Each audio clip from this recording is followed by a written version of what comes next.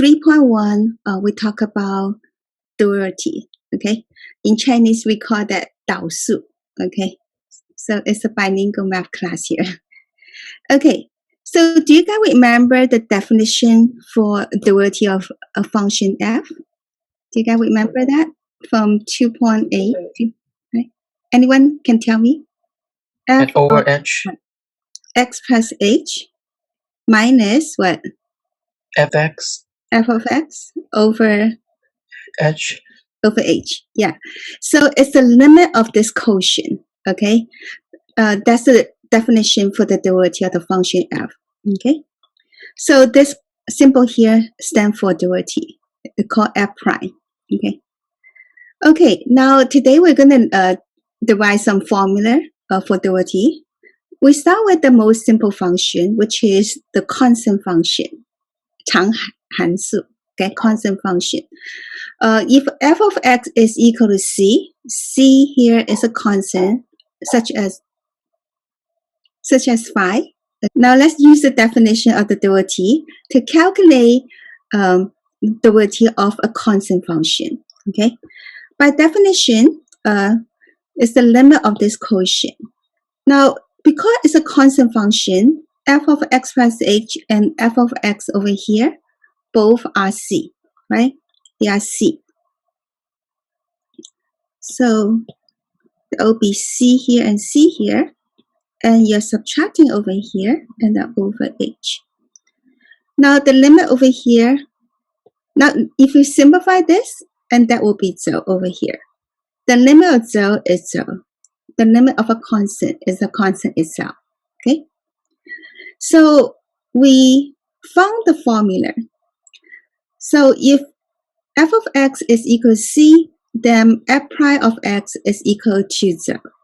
In other words, if you have a constant function, the duality of a constant function is 0. Okay? Duality of a constant is 0.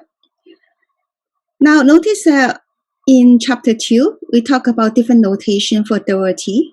So you can have f prime of x or y prime. Okay? So y is equal to c, y prime is the duality of this with respect to x, and that will be equal to 0. Okay. Another notation is this notation. The d dx over here, this part right here, is called differential operator, which means that you differentiate this y with respect to x right here. Okay. So in over here, these three are different symbols represent the same thing. Okay. So if y equals c, then dy dx, differentiate y with respect to x, that will be equal to 0. Any question? Now let's try to understand this by looking at the graph of a constant function. What's the graph of a constant function?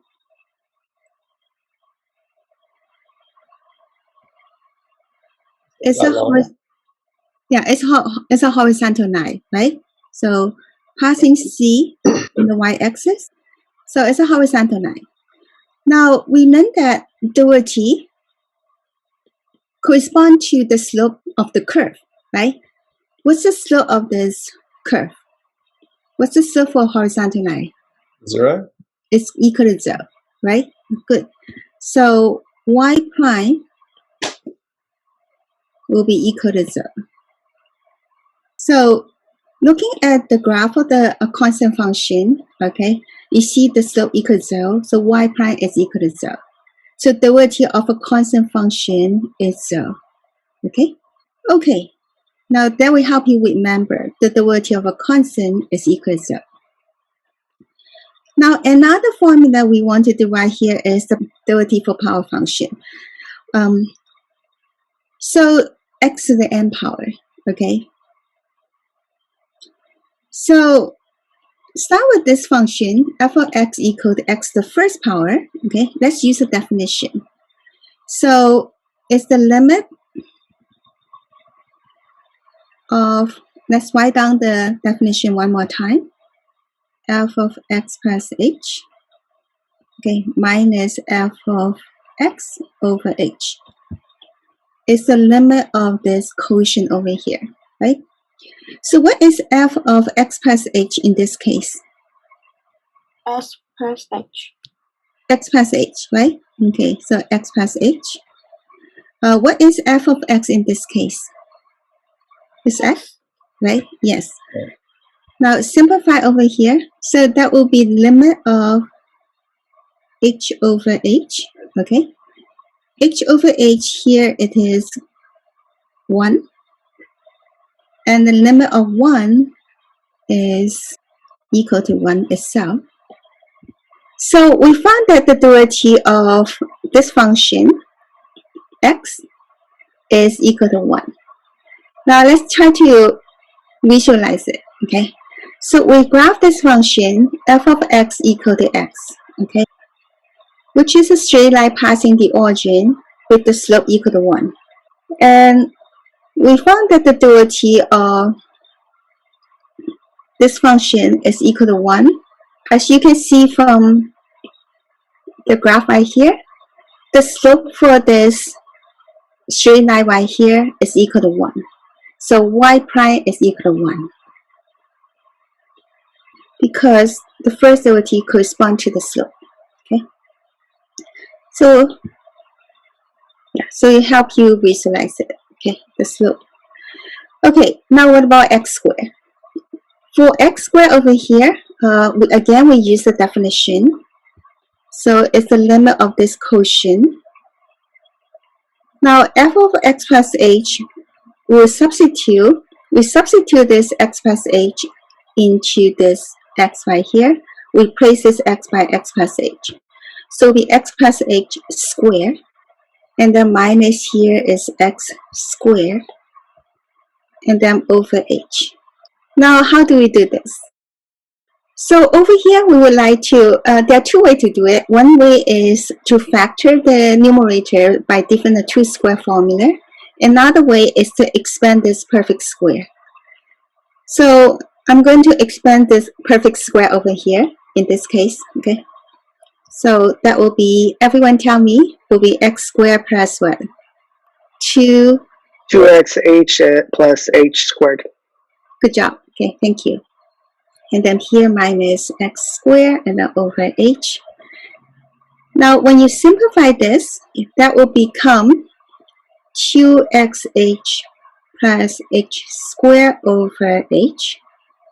And when we divide out this h, right? So this h over here is a common factor, so we can divide out up and down.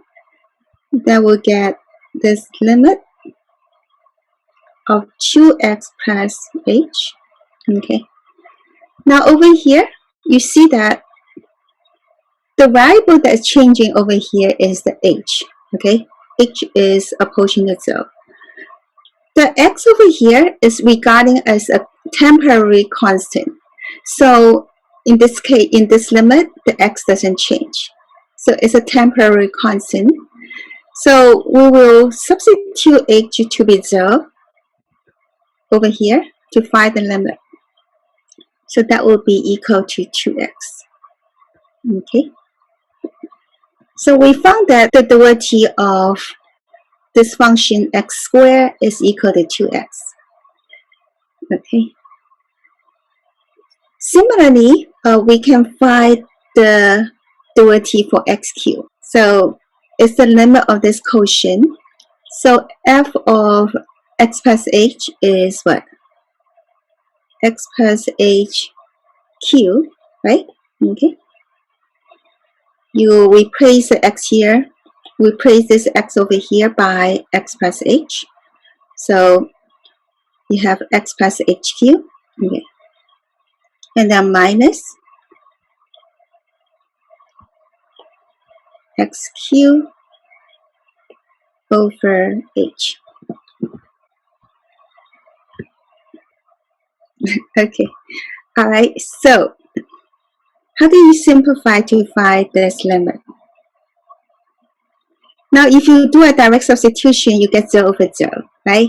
So it's an indeterminate form. So to get out of that, one way to do that is to factor this right? And then we can divide out the common factor h, okay? Another way is to expand this perfect cube. Which way you like? Remember, it's a free country. Okay. Expand the perfect cube. Perfect cube? Okay, Yeah. let's expand the perfect cube, okay? Did I mention that to you about the Pascal triangle, the pattern to expand perfect cube, etc.? Yes, we did go over it. Oh, okay, that's good. The coefficient for the perfect cube here will be 1, 3, 3, 1. Okay, remember you have the 1, 1, and then 1, 2, 1. The Pascal triangle. Okay, so so Pascal triangle go like this. So if you have x plus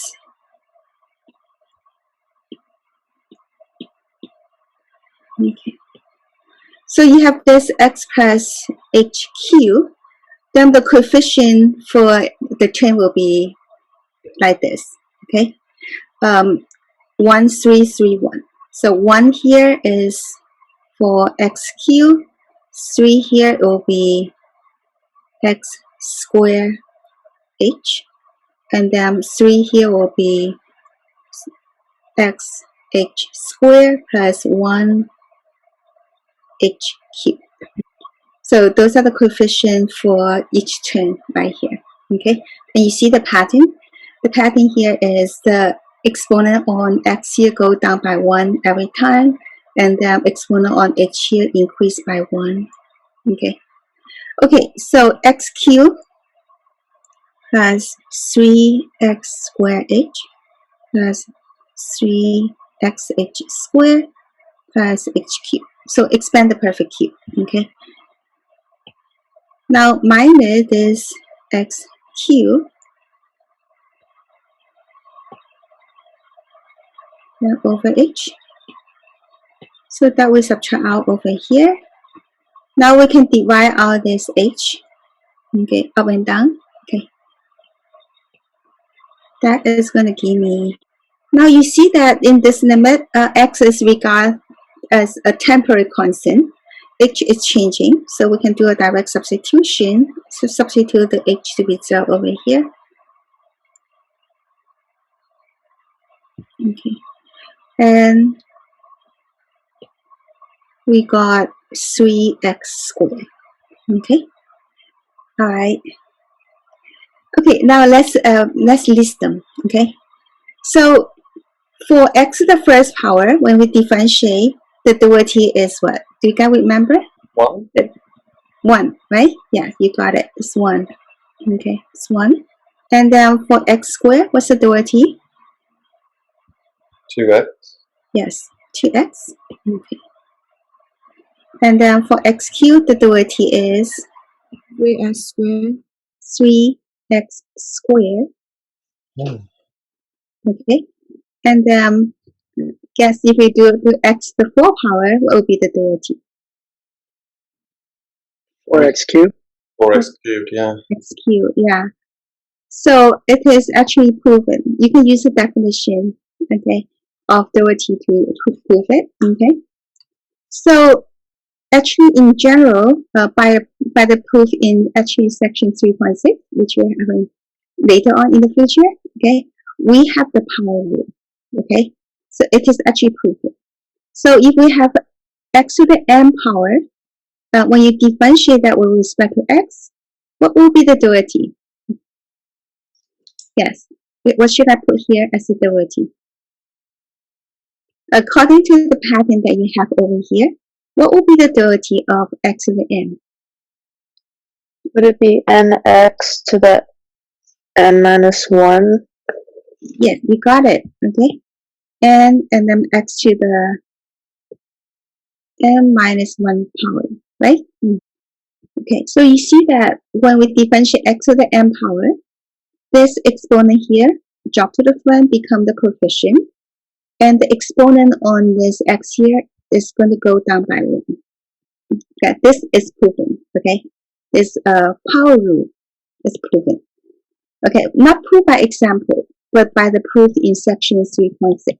Okay, So in another word, when we differentiate x to the n with respect to x. So you can try to get used to this symbol here. This is called a differential operator. So that means you differentiate this with respect to x. Okay? So when we differentiate x to the n with respect to x, we'll get n times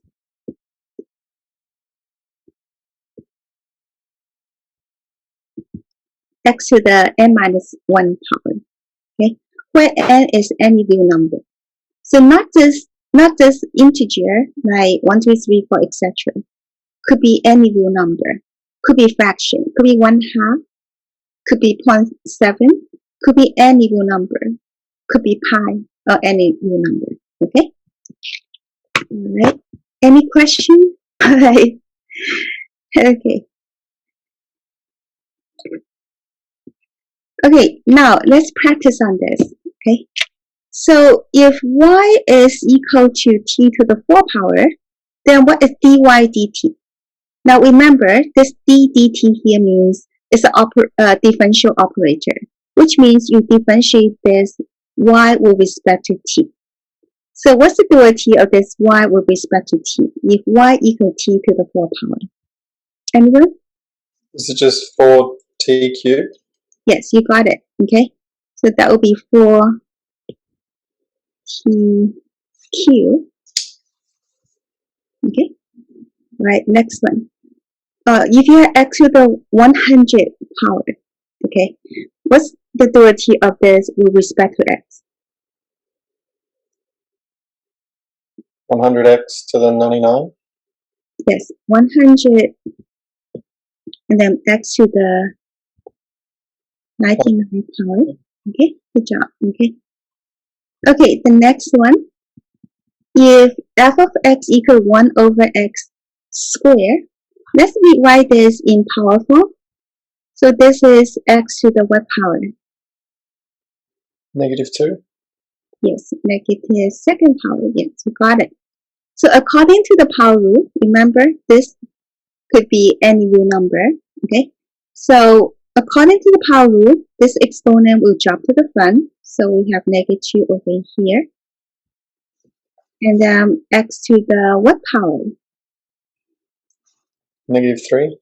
-3. Yes, you decrease this by 1, right? So subtracting 1, so that's -2. And let's rewrite this without negative exponent. So that's -2 over x cubed over here. Question? Okay, the next one. If y equal to the cube root of x to the second power, okay, let's rewrite this in a power form, okay? So let's say, so this is x to the what power? Do you guys remember? 2/3? To the, you got it, okay? So x to the 2 over 3 to the power, okay? Now, notice that cube root of x squared, what happened over here is this 3 over here is the index of the root. And that will go over here. So that's the index of the root. Okay, so go over here in the denominator in this exponent. This power over here on this x over here, this 2 will go up here. Okay. The sum applied to this. When you have cube root of x and then you raise it to the second power, you have the sum. This is also x to the 2 over the power. So now we rewrite this in power form. We can use the power rule to differentiate this. Okay. So according to the power rule, what do we get? So this exponent will drop to the front, right? So we get 2 over 3. And then we will have x to the what power? -1/3? Yes, you got it. Okay, it's negative 1/3. Because this is going to go down by 1, so you subtract 1, so it's negative 1/3. Okay, now let's rewrite this without negative exponent. So this will be 2 over 3, and then x to the 1/3 in the denominator. Or another way to write this, you use the radical sign. So it's 3 here. X to the 1/3 power is the cube root of x. Okay, so that's different way to write this. So that's the power rule. Okay. Now we're going to talk about this. This is constant multiple rule. When you differentiate a constant times a differentiable function, okay, then what happens here is you can bring this constant in front of the derivative. So that will be this constant multiplied with the derivative of the function. Okay. Okay, let's try this example together. So if f of x equal to 3x to the 5th power, what will be f prime of x? So that will have this constant multiple, right? So this constant multiple 3 will drop to the front. 15. Yes, you got it. And then we're going to differentiate x to the 5th power, right? So bring this constant to the front and then differentiate x to the 5th power with respect to x, okay? We already know from the power rule, okay, when we differentiate x to the 5th power with respect to x, we got 5x to the 4th power, right? Okay, and you say this is 15, and then x to the 4th power. You got it, okay? So from here, this. Now, what about this? This one here has a negative sign in front. You should think about that like you're having a constant multiple. It's like multiply with negative 1. So you can bring it in front, right? So that will be negative.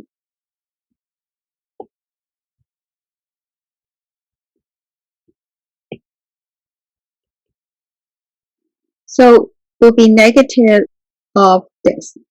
And dx is equal 1. The derivative of x with respect to x is 1, right? 1. Yeah, it's 1. Okay. Okay. So another rule, there's so many rules. So another rule is a sum rule and difference rule for derivative. So if we differentiate the sum of two differentiable functions, then it's the sum of the derivatives. And the derivative of the difference is the difference of the derivative. Okay? So if you look at this example, okay, if you look at this example, okay, right here, we have the sum here, difference here, right? And sum here, and the constant multiple here and here, right? Okay. So sometimes in the book, they ask you to write down what rule did you use in each step, okay? So in the beginning, so I think we should justify, right? But after a while, you get used to, you know that already, then you don't have to. But in the beginning, let's justify every step right now, okay? You see it. So the first one over here we use is this, the power rule. So this will be what? 8x to the 7, right? And then the 12 over here is a constant multiple. So we have this constant multiple in front. And then we differentiate x cubed. What's the derivative x cubed with respect to x? We use the power rule, so that will be what? 3x squared. Yes, you got it. So that will be 3x squared. Okay. And then minus, the negative 6 over here is a constant multiple, so negative 6. And the derivative of x with respect to x is 1, right? Okay. So that is 1. Okay. What about 5? What's the derivative of 5? 0. It's 0. Yes, you got it. the derivative of a constant is equal to 0, remember.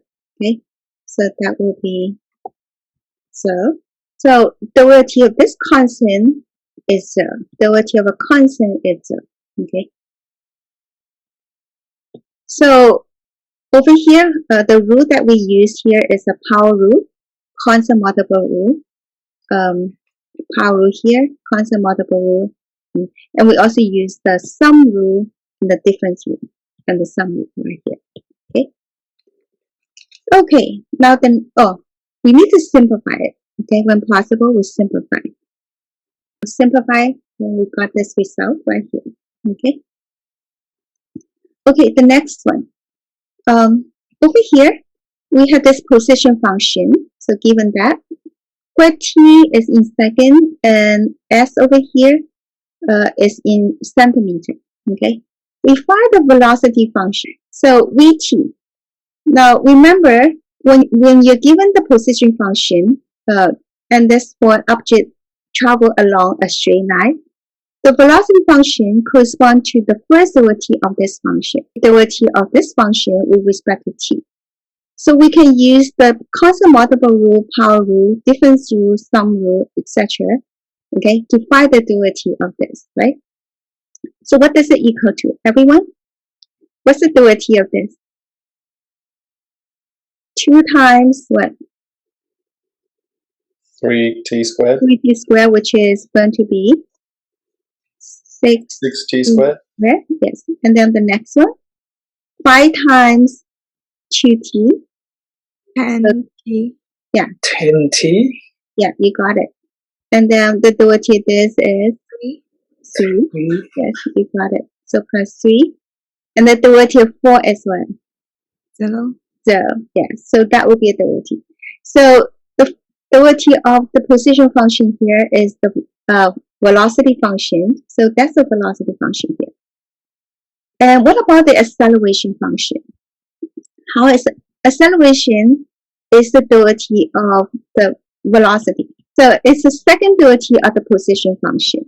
So acceleration corresponds to the second derivative of the position function, which is the derivative of the velocity function.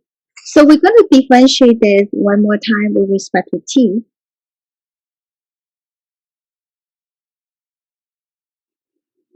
So that will be equal to what? 12t, right? And then minus 10.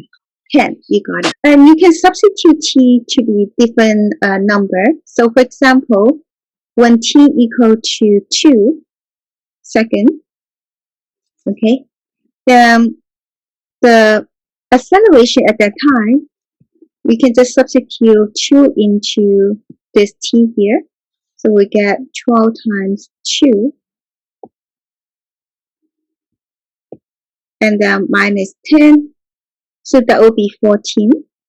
And the unit here will be centimeter per second squared. Now, the next one over here is this.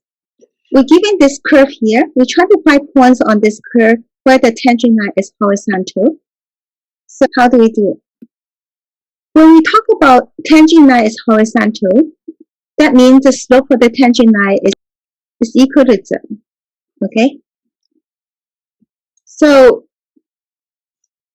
which means the first derivative will be equal to 0.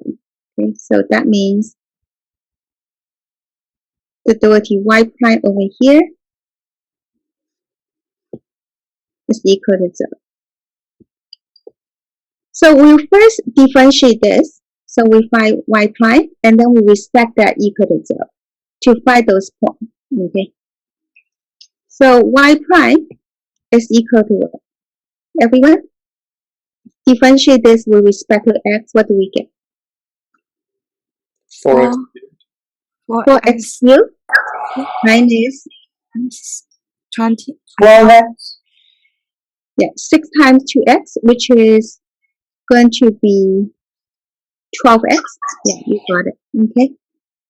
Okay, now we're going to set this equal to 0, right? We're going to set that equal to 0 to find those points on this curve that the tangent line will be horizontal. And then to find those points, we need to solve for x. Okay, let's solve for x over here. We want to use the zero factor property, so we want to factor this side. Okay, so we take out the common factor for x, and we have x squared minus 3 here as the other factor equal to 0. So to make this product equal to 0, we can have 4x equal to 0 or x squared minus 3 equal to 0. So from 4x equal to 0, we will get x equal to 0, right? So we get either 4x equal to 0 or x squared minus 3 equal to 0. From here, we get x equal to 0. And from this, we get x squared equal to 3. X squared equal to 3, what does x equal to? You take square root, right? You take square on both sides. So x equal to positive or Square root of negative? 3. Square root is 3, yes. Now, there are two roots, okay? Both positive or negative square root is 3. When you square them, you get positive 3. So don't forget you have two roots, positive and negative root. Now we're going to find those points. Here are the x coordinate for those points. To find the y coordinate, we need to practice x into the function to find y, right? So I'm going to plug x equal to 0 into the function. Okay, now what's that function? It's this function right here. So plug in x equal to 0. So y will be equal to 4. If you plug in x equal to positive or negative square root is 3, well, we're going to get y is equal to, this is actually an even function. Because this is an even function, you see the exponent on the x here, those are even. And so the result, if you plug in positive and negative square root is 3, the result will turn out to be the same. So this will be equal to 9 minus 18 plus 4, which is equal to negative 5. Okay, so we can write a sentence here. So the answer over here will be, at all these 3 points, the tangent lines are horizontal. Okay, all right, are you guys good? Okay, now the next one over here. Okay, we're going to talk about this lecture number E. Okay, you guys remember the first couple digits of E is 2.718 and dot dot dot. Okay, so if it is actually an irrational number like pi, the digit here continue forever and there's no pattern of repeating. So it's between 2 and 3, about 2.7. Somewhere over here, it's about 2.7. Okay, the definition of E, okay, on this in our book on page 118, say they define E this way. Okay, E is a number such that when you take this limit, okay, when you take limit of this quotient, that's equal to 1. Now this quotient here has something to do with the slope of exponential function. Okay, so e to the x. Okay, so when you have e to the x over here, okay, then what happened over here? This corresponds to the derivative of this function when x equal to 0, which corresponds to the slope of this tangent line right here. So e to the x is the one that the slope of the tangent at this point is equal to 1. So if you try 2 to the x, 3 to the x, then the slope of the tangent is not 1. Okay, so let's try to find the derivative of e to the x. Okay, let's try to find the derivative e to the x. Let's use the definition to find the derivative e to the x. Okay, so that's the limit of this quotient, f of x plus h minus f of x over h, right? Okay, which is going to be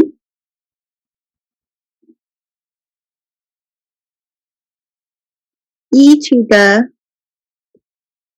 x plus h. Well, remember, we replace the x here by x plus h, right?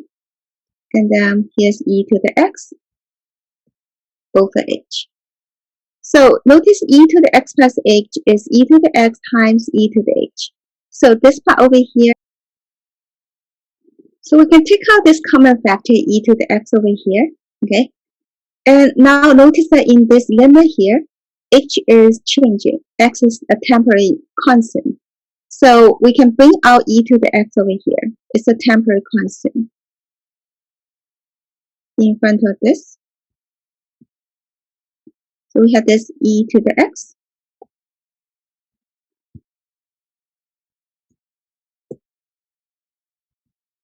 And take the limit of this quotient right here. What is this limit? 1. Yeah, it is 1. Yeah, this limit over here, it is 1 by the definition, right? By the definition. So 1 times e to the x is e to the x. So we got e to the x. Okay, so that's equal to e to the x. We just discovered that, okay? So we just discovered that the derivative of e to the x by definition, and we got e to the x. Yeah. So e to the x, the derivative, when you differentiate that with respect to x, is e to the x. So that was this math joke, okay? So the whole basket, there's a true basket full of truths. And someone come on and say, I'm going to differentiate you, all of you. And this guy will say, he would just stand in there and say, I'm not afraid, I'm e to the x. Okay? So e to the x is the one not afraid to be differentiated. So no matter how many times you differentiate that, it remains e to the x itself. Okay, now let's try this one over here. Okay, let's do this example.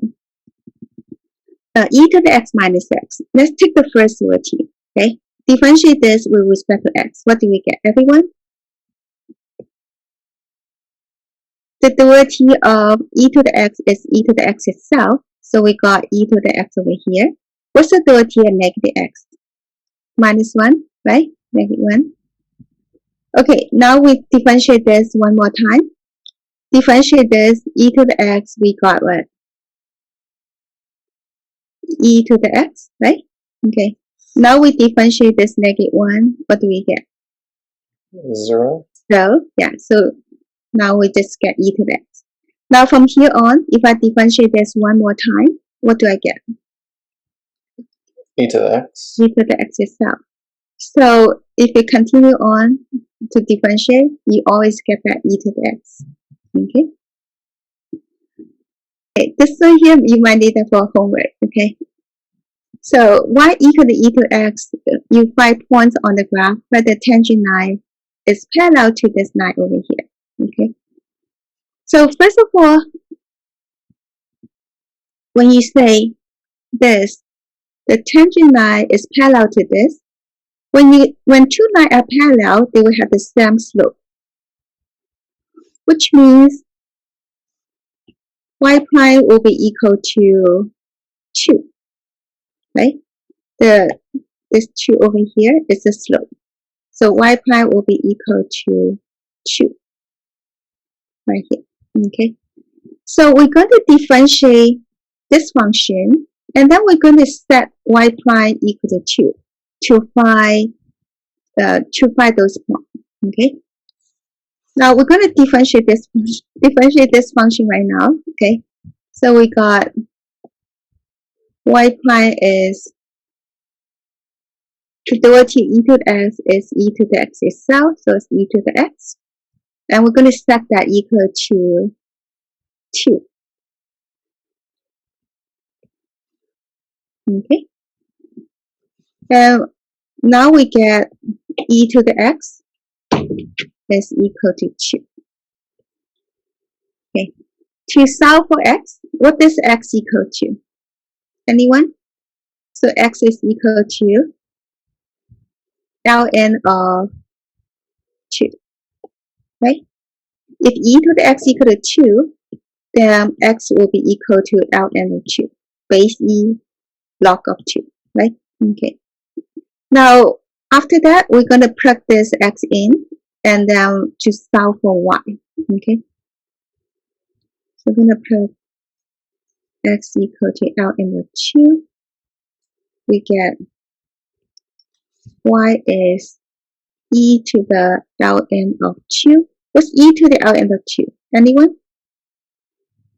Remember this base e exponential function and base e log?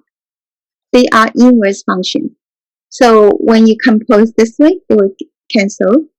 And yeah, that will give you 2. You got it. Okay. So y equal 2. So we say, now we find that point. So at this point, where x coordinate is L in the 2, y coordinate is 2, the tangent line is parallel to this line, y equal to 2x. Okay, let's summarize what we have learned today. Okay, what we have discovered today. So the derivative of constant is what? Everyone? 0. It's going to be 0. Okay, good. So that will be 0. Derivative x to the n is And x to the n n times x to the N minus n minus 1, right? Okay. E to the x, the derivative is e to the x. e to the x itself. So we're not afraid to be differentiated, right? And then constant multiple rule. Then this constant will bring to the front, and you just, it's a constant times the derivative of the function. This is a constant. Don't confuse this with x to the 80 power. This is a 2. This is 2 to the 80 power. So Just it is a, 0. yeah, it is a constant. So derivative of a constant is going to be 0. Yes, you got it. So in your homework, don't confuse this with the power rule. Okay? So derivative of a constant is 0. Okay. Now another homework help I want to give you here is, in our book, x, y, z, or t don't represent variable, and they use a, b, c, k, m, n represent constant. Okay, so like y equal to mx plus b, m and b here represent constant. The x over here is the variable. X and y are the variables. Okay, so if you differentiate this with respect to x, what will be the derivative over here? M. Yes, you got it. The derivative will be m. Okay, so for example, y equal 5x plus 3, the derivative of this will be 5. Yeah, you got it. Okay, the last part here, I draw an animation. I draw a cartoon. Okay, I make up a cartoon with this. I'm going to tell you the story. Okay, so so one day, okay, so one day, e to the x. Okay, so this is e to the x right here. E to the x over here. Okay, and this constant function c. This constant function here, c over here. They are walking down the street. Okay, and far away, they saw differential operator. Remember the differential operator, d dx. Okay, so this differential operator was coming their way, so coming toward them. Okay, so c is c over here. This constant function. His face turned pale and started to run away. And then e to the x and asked, "Why are you so scared of d dx?" And c answered, "If he gets me, I will have nothing left." And then e to the x says, "I have nothing to worry about. I'm e to the x." Do you like my drawing? I designed this. Okay? No. I love it. Yes. That was a great story. Because the derivative of c here is what? Derivative c is equal to what? Equal to 0. 0. so have nothing left, right? Derivative e to the x is what? e to E the to x. this, it doesn't change. Okay? So I actually decided this drawing.